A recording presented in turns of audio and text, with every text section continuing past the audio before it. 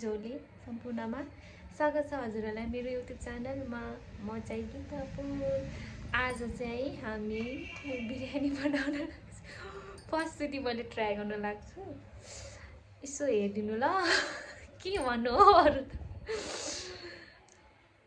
ल हेर्न सक्नुहुन्छ अदुवाको पेस्ट र लसुनको मैले गराइसकेँ। यहाँ टमाटर काट्दै हुनुहुन्छ अनि यहाँ तरकारी हुँदैछ। अहिले एकछिनमा देखाउँछु। मैले अदुवाको लसुनको पेस्ट र यो टमाटरको पेस्ट गराइसकेँ।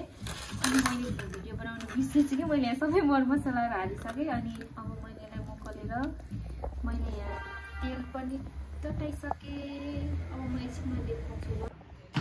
मैले चटनी बनाउनलाई तिल पिसेर राखिसकेँ। अनि यो मैले मेट गरिस। अब मैले यसलाई यसै राख्नु भनेको अनि भएन, अनि तेल खरिसक्यो यहाँ। अब म यहाँ राख्छु। यहाँ भइसक्यो यो पनि। मैले यहाँ पकाउनलाई हालिसकेँ। यो एकछिन पाक्छ अनि त्यसपछि सुरु गर्छु। पाक्दैछ अनि आँटुली पनि लागिरहेको छ। कहिले खाने हो त, सुरुवात 1% मात्र काम भइरहेको। यहाँ लास्ट पाक्दैछ, यहाँ पाक्दैन। अनि 2-3 जना मात्र खाने भएर मैले थोरै बनाउनको यो तरकारी सबै काटेर भएँ। अनि चामल पनि पखालेर सकियो। अनि मैले यहाँ अब रेडी गर्नलाई यहाँ तेल राखिसकेँ। अब एकछिनमा पकाउँदै गर्छौँ, हजुरलाई देखाउँदै गर्छौँ। तेल धेरै भयो कि हेर्न सक्नुहुन्छ। खर्यो तेल मैले यो हाल्दैछु। बिस्तारै नै खरिसक्यो अरे। अब म प्याज सबै नहाल्नु। आछु मम्मी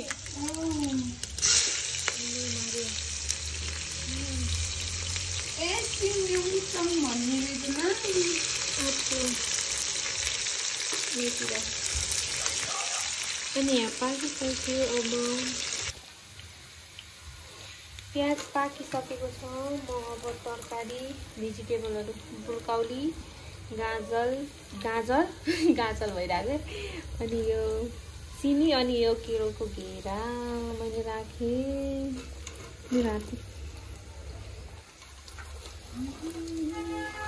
तपाईँहरूलाई जुन मन पर्ने त्यही राख्दा नि हुन्छ। मैले चाहिँ मलाई यति मनपर्ने भएर मैले यति राखेको।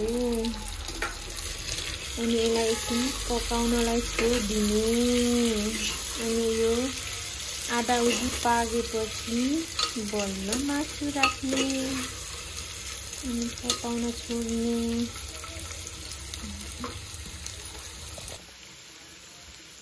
मैले अब नुन पाकिसकेँ, नुन हाल्दैछु। अनि यो गरम मसला भइहाल्यो। आफूलाई जति मन लाग्यो त्यति हाल्नु ल। फेरि सार भइहाल्यो। अब एकछिन चलाउनु पर्यो।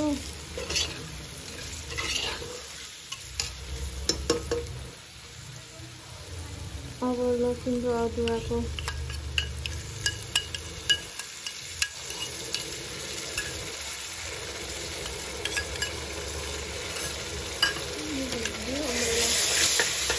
चलाउने।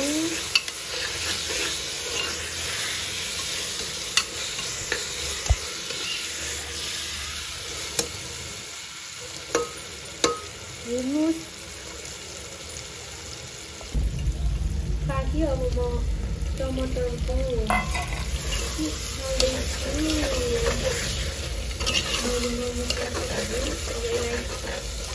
2 मिनट पाक्नलाई म यस्तै छोडिदिन्छु। अनि यतातिर मैले चटनीको लागि तयारी गर्दैछु। यो पनि पाक्नै आँटिसक्यो। तेल भयो है, अलिकति राम्रै देखिन्छ तेल हालेको पनि। अब मैले यो मासु राख्नलाई यसलाई पनि एकछिन ढाक्नु पर्यो।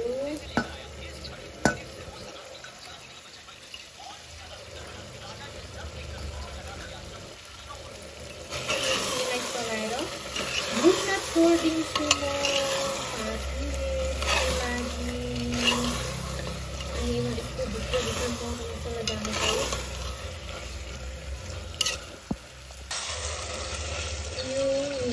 पासिसक्यो अब म चामल राख्छु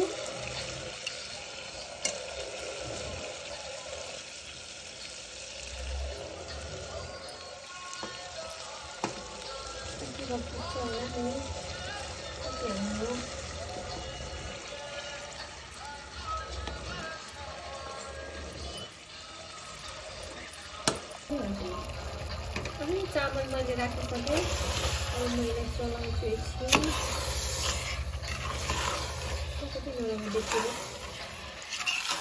राम्रो देखिँदा अहिले नराम्रो देख्यो भने यस्तो पाउँछ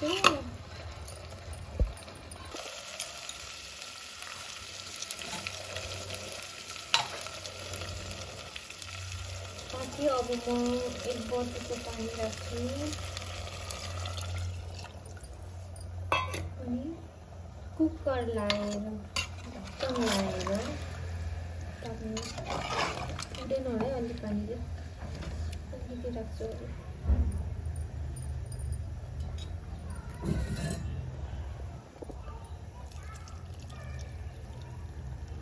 छिटो राखेर अब म ढक्कन लगाइदिन्छु 2 सिटी लगाएपछि पाक्छ अनि यसरी म देखाउँछु तपाईहरुलाई म यहाँ छु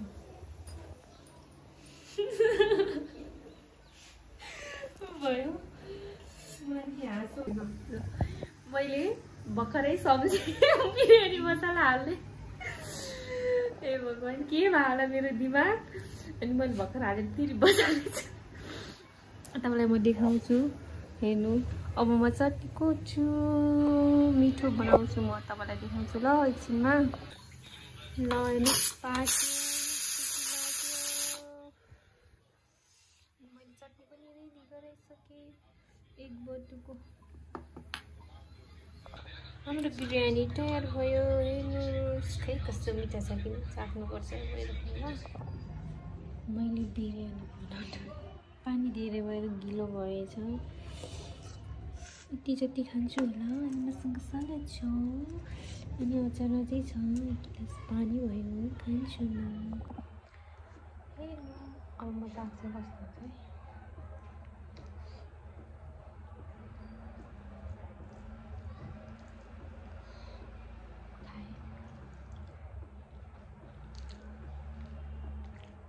not bad but good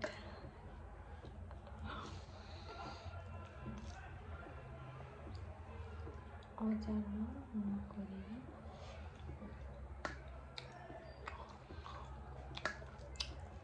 पोटेज बनाएको पनि मिठो हो त्यो नरम भएको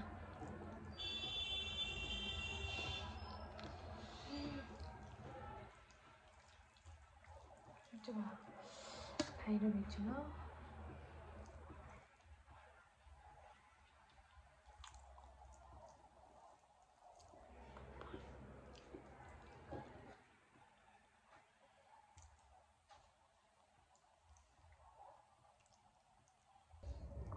मसँग लेख्छ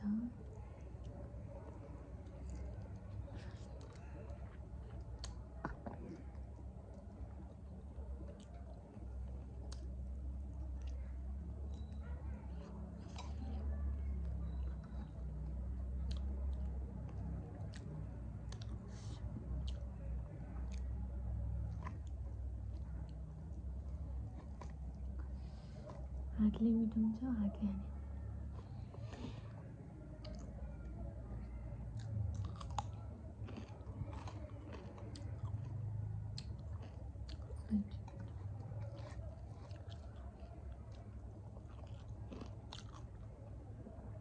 आफै पकायो भने आफैलाई मिठो अझै छ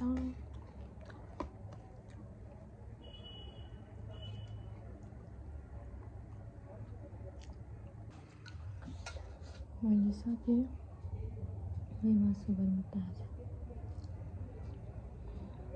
मेरो आजको खाना यही हो मलाई एकदम मिठो लाग्छ सायद पहिलोचोटि खाएर नै होला